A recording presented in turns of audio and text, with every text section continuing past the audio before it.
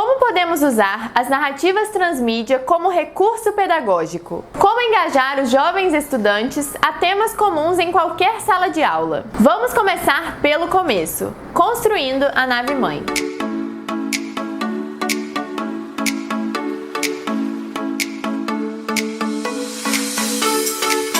Nos últimos vídeos falamos sobre dois conceitos importantes. O primeiro, o da própria narrativa transmídia, uma história contada em diferentes partes, distribuídas em diferentes plataformas e meios. Neste ponto, falamos como este tipo de história é por natureza colaborativa. Nas duas pontas do processo, tanto na produção quanto no consumo, muitas pessoas estão envolvidas. E é aí que entra o segundo ponto, o da literacia transmídia. Ela vem para tentar entender como os jovens se inserem neste processo. Os jovens se engajam com as histórias e se expressam a partir delas, além de utilizar uma série de recursos para comunicar e criar. Nossa proposta didática é pensar como esses conteúdos que eles já gostam e consomem podem ser integrados ao processo de aprendizagem. A ideia vem de um tema comum, tanto a todas as escolas do país, quanto a diversas fases do aprendizado, o meio ambiente. Eu sou totalmente, incrivelmente e desesperadamente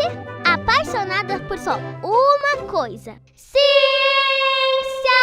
Na mídia, o meio ambiente também é bastante discutido. Programas educativos e animações já são bem utilizados como recursos pedagógicos em sala de aula. Eles ajudam os alunos mais novos a compreenderem de maneira lúdica o conteúdo do currículo escolar. Eu não entendo como as pessoas inventam tantas latas de lixo e continuam a jogar as coisas no chão. E para o público adolescente, este mesmo recurso ainda pode ser utilizado. Ao invés de somente ilustrarem, filmes e livros podem suscitar debates e gerar reflexões, inclusive de conteúdos programados no currículo escolar. O meio ambiente também é recorrente em séries adolescentes, principalmente ao se tratar de mudanças climáticas e da preocupação da juventude com o planeta. Pensando em reunir em um mesmo universo a cultura brasileira e o meio ambiente, definimos o nosso personagem central, a clássica figura do folclore brasileiro, o Curupira. Este é o primeiro passo para criar uma nave-mãe: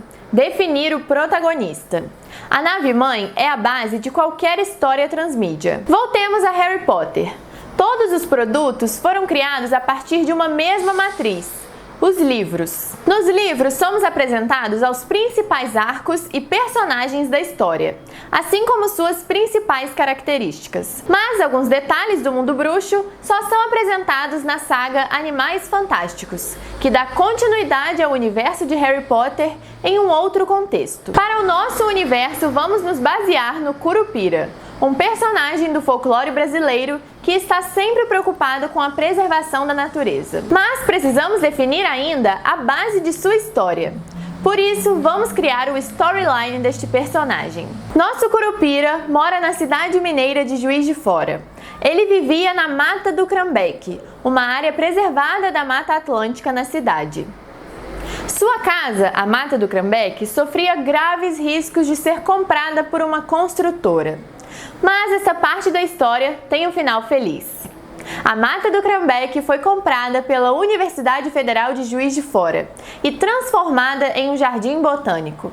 Desta forma, todas as espécies de fauna e flora estão seguras. Por isso, o Curupira vai para uma outra área da cidade, que ainda merece atenção: o Rio Paraibuna.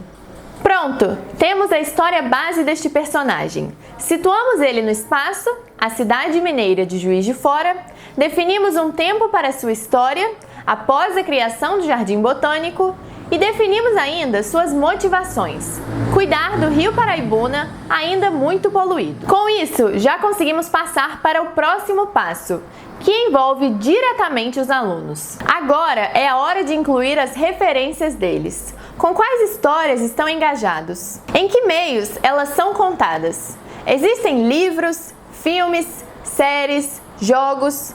Pense bem, investigue e leve exemplos de cada uma dessas diferentes partes de uma mesma história para a sala de aula. O mais importante aqui é fazer com que os alunos reflitam sobre algo que já consomem e identificar as diferenças e semelhança entre essas diferentes partes. No nosso site você encontra um guia completo, inclusive com perguntas que vão te ajudar a suscitar essa reflexão.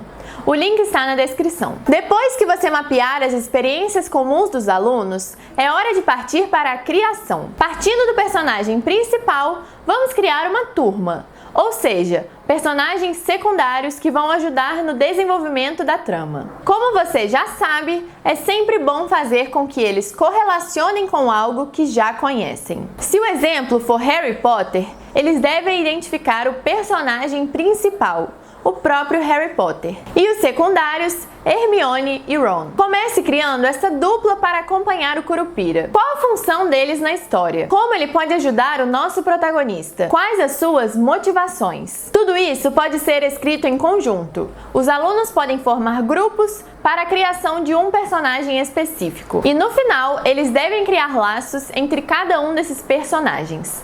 Afinal, tudo deve fazer sentido em conjunto. Estamos criando uma turma de amigos. A ideia aqui é deixar os alunos bem livres, soltar a imaginação e construir coletivamente uma história. Esta primeira parte é a nave-mãe. É dela que tudo nasce e vão surgindo outras partes da história. No próximo vídeo, vamos entrar nessa questão bem importante para uma narrativa transmídia: as expansões.